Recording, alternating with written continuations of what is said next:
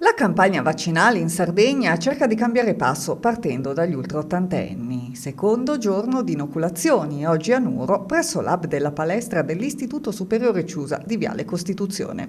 Si tratta solo dell'inizio di una campagna che durerà settimane e che, dopo i cittadini ultraottantenni, vaccinerà gradualmente tutte le categorie e le fasce d'età di cittadini.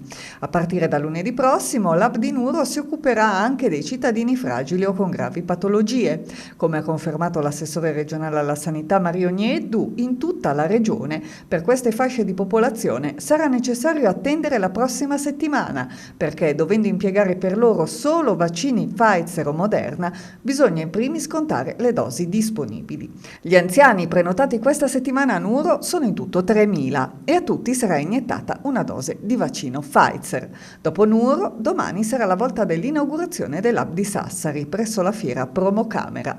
Intanto l'assessore Nieddu rassicura sulla volontà da parte della macchina organizzativa sarda di imprimere un'accelerata alla campagna. Entro la fine di marzo in Sardegna sono 136.400 le dosi di vaccino attese. Tra queste però anche le 58.100 fiale di AstraZeneca, per il momento non somministrabile in Italia dopo l'insorgere di alcuni casi di tromboembolia nell'Unione Europea a seguito della somministrazione del vaccino. Sul destino di AstraZeneca si pronuncerà domani l'EMA e a questo proposito l'assessore alla sanità ha dichiarato di sperare che il blocco del farmaco sia breve.